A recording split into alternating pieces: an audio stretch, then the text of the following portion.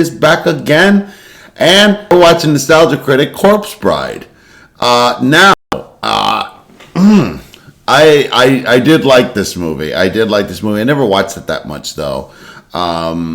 It's just a basic story though, basic like, oh God, it's a stalker, but falling in love, and you're gonna fall in love with the right person. It's not the right person for you, and you found the right person who was really a stalker. Yeah, the wrong Missy also did it. If you ever watched that movie on Netflix, you ever watched The Wrong Missy? It's such a stupid movie. It's such a Happy Madison production, but it's a guilty pleasure of mine. I guess it's how some people enjoy Billy Madison, even though I'll never understand how. Now, I haven't watched this movie in a lot again, but again, I don't know why. Helena Bonham Carter and the design, I don't know why it kind of made me... I don't know what it brought out of me, but it did. But anyway, yeah, the movie never really... It's a good Halloween movie. It's a great Halloween movie, but it's just kind of less edgy Beetlejuice, if that makes sense, I guess.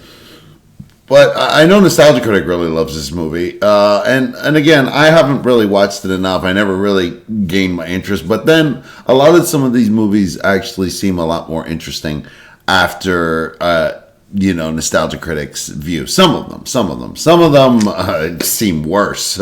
My God, sometimes he can point out how bad a movie is, and it's just honestly surprising. So... yeah, not much to say after that, so let's just get into the episode. And remember, please, smash that like button if you want to see more sexy and nerdy content, and subscribe if you think I deserve it. And remember, sign up for my Patreon for all my latest reactions to all my latest videos. And let's do this thing, y'all.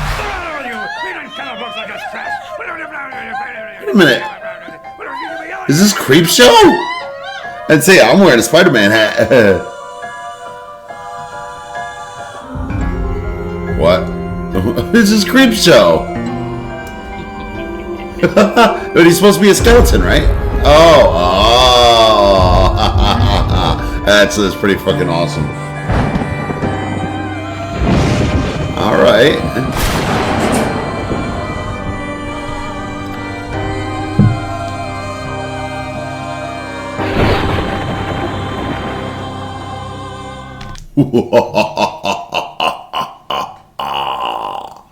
Also, just to let you guys know, I will be covering all the Halloween films on Cinema Snob, barring any copyright issues, but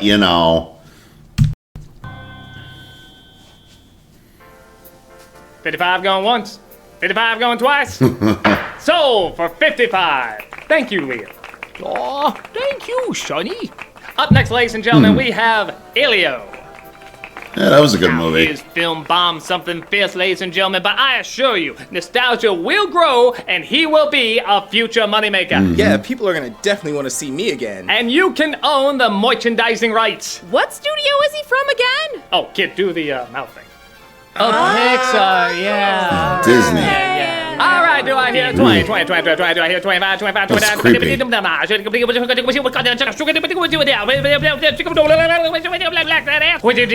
fuck? What? So, from 1 to 5, thank you, Elio. Or What the Luca, hell? whichever one you are. Boy, they do need different styles. Wait, which person won? I forget, you'll figure it out. And now, ladies and gentlemen, the grand finale. The jubiliciously lovely Corpse Bride. Oh, okay. Oh, come now, ladies and gentlemen. Certainly you've noticed more merchandise around Halloween time. Sure, she didn't break box office records when she premiered 20 years ago, but give them the scoop, miss. They ever give you a name? Nobody ever remembers it. Well, give them the scoop on your pros. Interest is growing rampantly. I've proven to be the Nightmare Before Christmas for hipsters who got too hipster for Nightmare Before Christmas. Yeah. All right, do I hear 30? Basically. 30, 30, do I hear Yes. 35? That's all, folks. You said Hakuna Matata. Hey, weren't you the one who said this wasn't a good movie? Ooh, Artistic merit doesn't count when there's money on the line. Call me when you actually value me. Joke's on you, I'm a critic. I don't even value myself.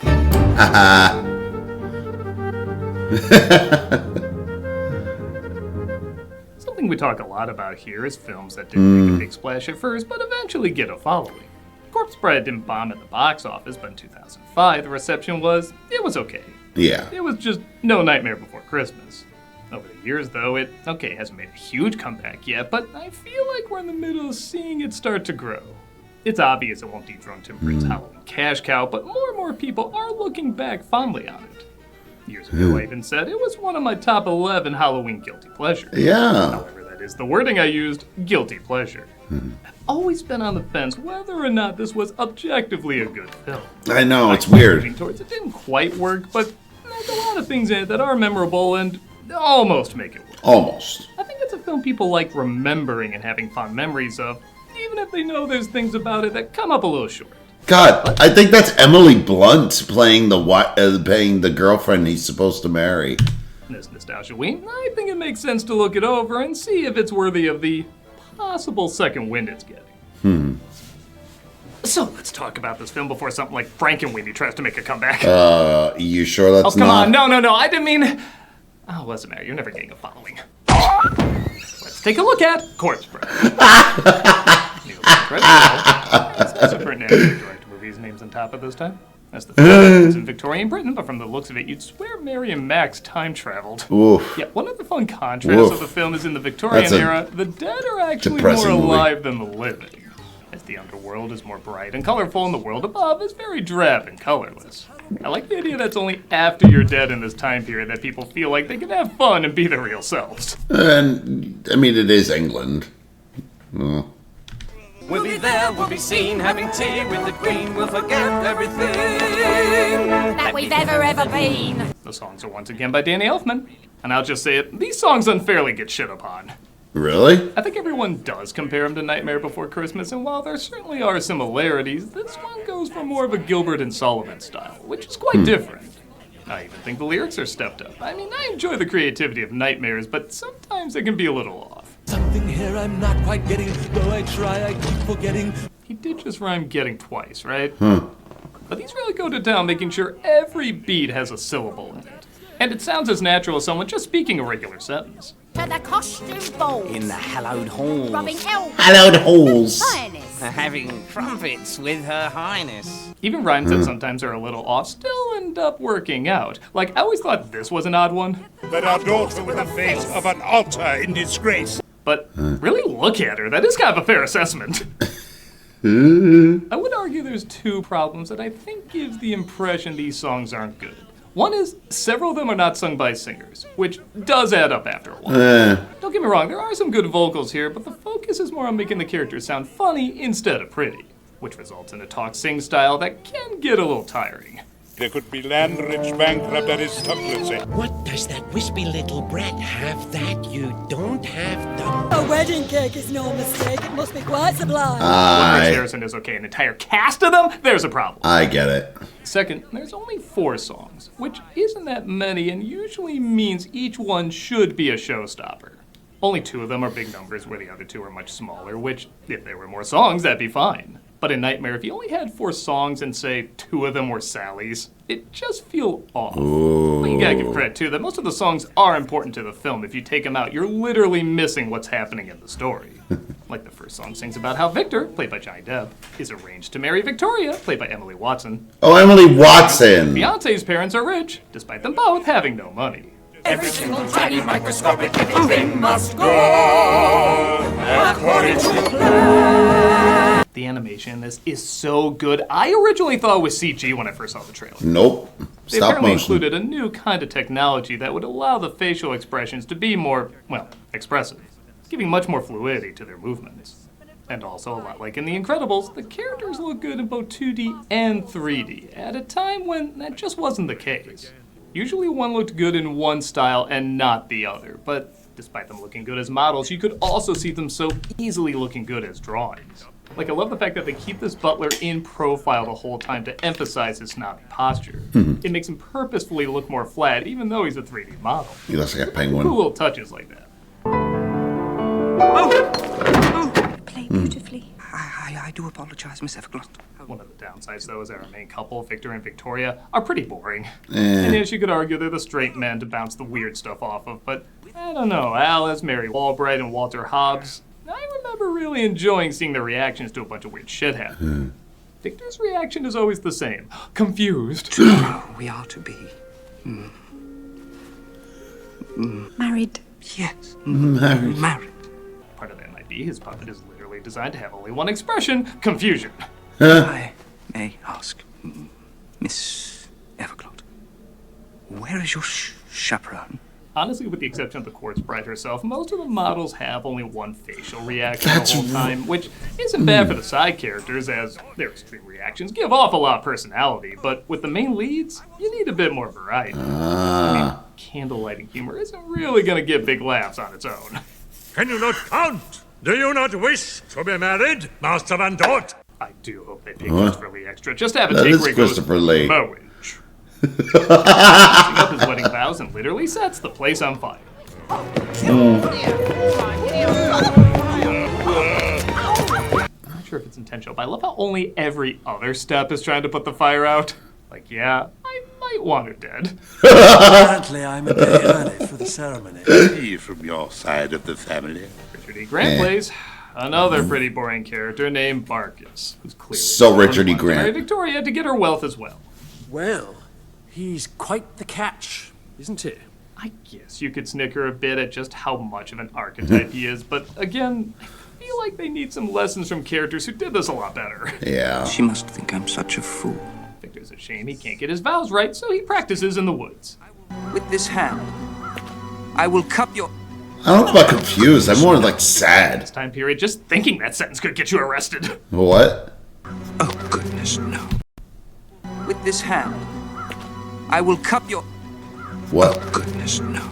Hey, this time period, just thinking that sentence could get you arrested. What? As he practices his vows, he puts the ring on what he thinks is a tree branch. But it turns out it's the corpse branch, played by Helena Bonham Carter. Of course, accepts his proposal. Oh, if only I had feet and not just an extension of my twig legs.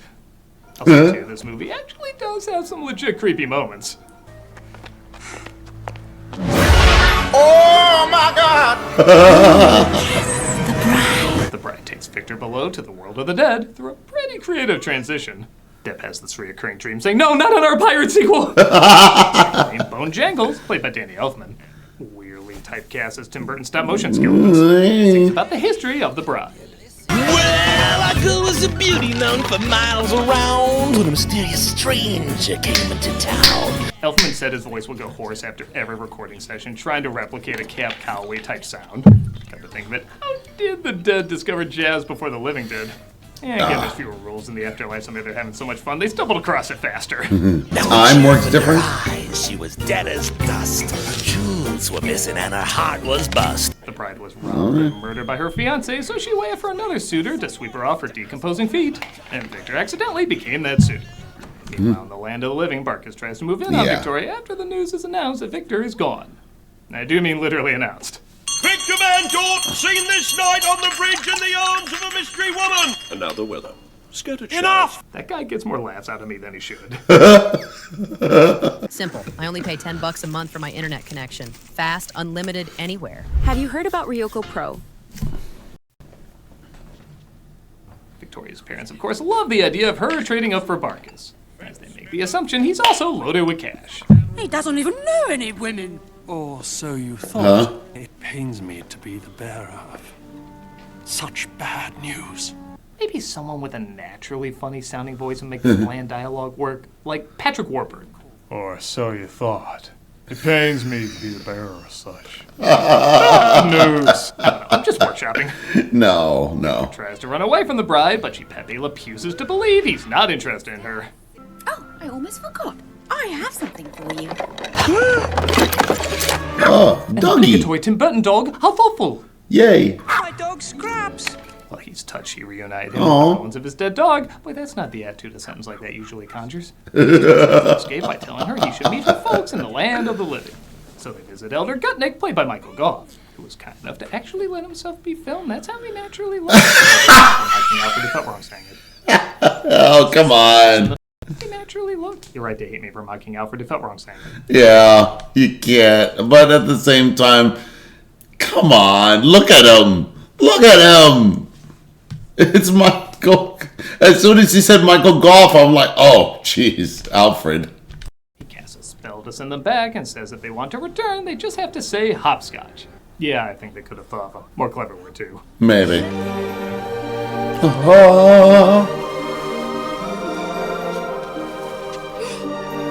See, kinda. Magical, I guess? Mm. Yeah, this is where the problems really start to sink in. It's not that what I'm watching is bad, it's just a little weird. dull. I know I mentioned it before, but I do feel like more songs would have added more life to these scenes. Like if the bride sung about being above ground again and what it reminded her of, that could work. Maybe if Victor and Victoria sung a song about how they suddenly find themselves liking each other, that would also be interesting. Maybe. But as is, we just get this pointless little dance that you could cut and miss nothing. And Victor rather suddenly decides Victoria is perfect for him. Guess being engaged to the dead will do that to you? This morning, I was terrified of marriage. But then, on meeting you, I felt I should be with you always.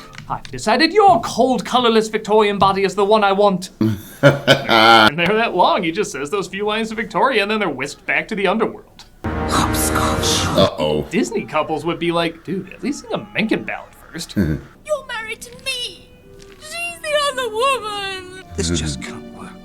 Why not? As the film goes on, the bride does become the most interesting character. Yes. Both her design and writing allow her to have a lot more range. So she can be happy, sad, smart, loopy, angry, remorseful, and it all feels believable. For someone with little flesh, she's ironically the most fleshed out character in the movie. No, she doesn't compare, but she still It breathes. is called. Who cares? It is called Corpse Bride. Their song doesn't really explain story. Compare, but she still breathes there. Who cares? Even her song doesn't really explain story as much as show the emotions that she's going through. Granted, it probably is the weakest song in the film, but I think that's because this was meant to be 2 musical numbers. The sole redeeming feature from that little creature is that she's alive. If I touch a burning candle, I can feel the pain. Friday is company karaoke, 90s pop theme. And well, I'm something of a karaoke. It's like that old Nintendo cereal. It'd probably work better if you just kept the 2 apart. Yeah, ew. Get a segment where Victoria tries to escape to get help from the pastor, only to be handed right back to her parents. He's speaking in tongues of unholy alliances. That was so pointless. I gotta find it hilarious. It's Christopher Lee. Parents are looking for him. Their driver passes away. Whoa. Are you trying to kill us? So long, once important characters. You will not be seen in this movie again. Maybe they're in the same place Peter from The Room went. I don't know. Victor and the bride have Wow. a scene where they connect playing piano. Yeah, I guess all chemistry in this movie is replaced with this. I know, right? The hearted driver tells Victor that Victoria is marrying Barkis. But how could she? Women. You can't live with them. You can't live with them. How are you drunk? Okay, the jokes in this movie really aren't that bad, but did they just forget sometimes to put in a punchline? How are you drunk? Victor and her aren't officially married because the vows are until death do they part, and she's already dead. It requires the greatest sacrifice. We have to kill him. What? I can't old school Little Mermaid him. You don't have to. I'll do it. But Victor loves her now. Yeah, I don't know what's wrong with you. I'm following his emotional journey just fine. Yeah. Says he's okay kicking the bucket for her. See, this is what I mean. Those roaches. It is just hitting me. Even the big song numbers, which this one certainly is, and it sounds great, aren't shot like big song numbers. In Nightmare, even the smaller songs have a sense of movement and size, like the emotion of the characters are reflected in the scale of the layout. But with the exception of Remains of the Day, the shots are pretty static.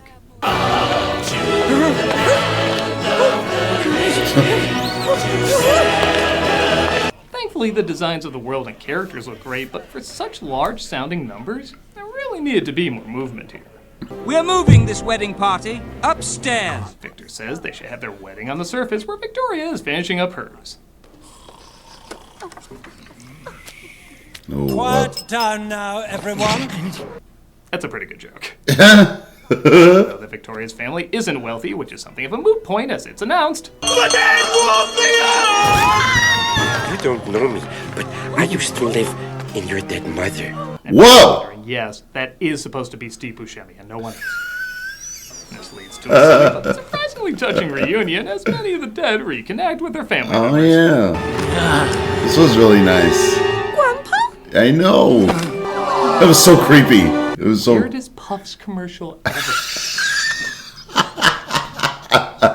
Come on, play Final Fantasy VII Rebirth every Friday on Twitch. We also got other content during the week, so come check us out. Everybody gathers at the church for the wedding, and I do snicker at a holy matrimony that has poison at the center of it. Yeah, right. It's turning into a real marriage. But the bride says Victoria is still in love with him. I will be. And again, am I crazy or is the stop motion in this just stellar? Yeah. I mean, look at the subtlety of her expressions. It really looks like there's a million things going on in her mind. This is the Ramesses mood swings of model puppets. Mm. I can't. The bride loves Victor enough to let him go, as the couple who literally married different people on their wedding day decide they're perfect for each other. But one member of those weddings isn't leaving so easily. You forget. She's still my wife! I'll not leave here empty-handed! Yeah, Patrick Warburton would make this work. Yeah. You forget. She's still my wife! I'm not leaving here empty-handed! I don't For a big twist, well, an obvious twist reveals itself. Yeah, pretty much. Emily. You. But I left you. The dead. Oh, well. But it was worth it for that reaction. We get one of Burton's favorite stop-motion tropes, a pointless climax. Yeah, I'm sorry. Yeah. Cut this guy from this entire story and miss very little. But even when he loses, it doesn't look like the dead can attack the living. He, of course, drinks to his victory. Oh, well. Save the naughty bits for me. Ew. The dysfunctional couple can finally be together. The bride turns into butterflies, I guess because she's done with her unfinished business, but it's bull. These people have unfinished business too. I don't know, just pretty. And, guess that's it. I mean, see? Yes, there's nothing left to explore. I just expected a little something more. In fact, yeah, I think that about sums up my thoughts on it. Yeah. There's a lot of good stuff in Corpse Bride. It's an original story, which we don't get often now, and even 20 years ago didn't get a ton of. The visuals are amazing, the songs are nice, the animation is absolutely fantastic. But it's kind of like Hill House. Everything is built just a little off, and those missteps do start to add up. Its pacing can be sloppy, the main leads are a bore, and it just doesn't feel like it lived up to its full potential. Yeah, it Even does. as emotional storytelling goes, which I do consider this to be, there's still a handful of elements that either needed to be tightened up or expanded upon. But with all that in mind, I'm not surprised this is getting a bit of a second wave. I think what the film leaves in people's memories is sometimes stronger than the film itself, and this is a memorable idea with a lot of creativity. It's a good flick to have on in the background at a Halloween party. Like, the bullet points of it are so effective, it can overshadow the little problems that add up. Honestly, I think this would be an amazing stage musical. Ooh. Characters, by allowing them to have more songs, I feel like this could have, pardon the pun, a really decent afterlife on stage. Okay. As is, I do have a soft spot for it, even if I acknowledge it never fully comes together for me. But if I'm on the fence leaning towards it doesn't quite work, that probably means there's a lot of people who are on the fence saying it works just enough. While it's not going to topple Nightmare Before Christmas anytime soon, it can still give other options for people looking for their Halloween Tim Burton stop-motion fix. I mean, like I said before, where else are we going to go? Frankenweenie? Oh, what, Puppy Shelley is still hurt? You may insult me, but you will not insult my adorable little friend. Oh, yeah? And what are you two going to do about it? Both of you are already dead. Speak for your cat. My cat? What do you mean by... That's right. Buster? We've given Chaplin a similar treatment. Chaplin? An What? abomination. Ah! More Nostalgia-Ween on the way. Ah! With this hand, I will cup your... Oh, goodness. Why are you cupping things? Stop cupping things. Yeah, it's about the same as I thought. I remember being really let down by the movie. Yeah, it just ends, and everything just kind of. I mean, I never noticed him falling in love with her. I actually kind of liked it, and I thought they actually had a little bit of chemistry. The music, I was coming into my own with like singing and everything, so the music really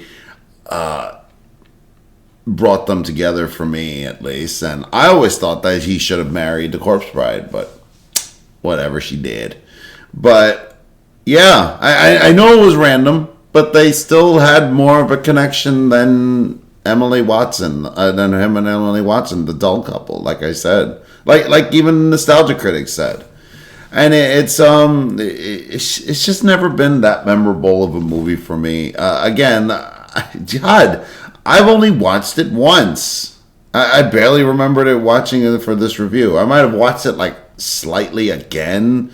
I think the only time I've ever seen him talk about I think I've ever like shown any interest is when he talks about it. So yeah, I mean, any fans in the audience, like, yeah, let me know in the comments if you guys are fans of this movie, and join me for the next episode. And remember, please smash that like button if you want to see more sexy and nerdy content, and subscribe if you think I deserve it. And remember, sign up for my Patreon for all my latest reactions to all my latest videos.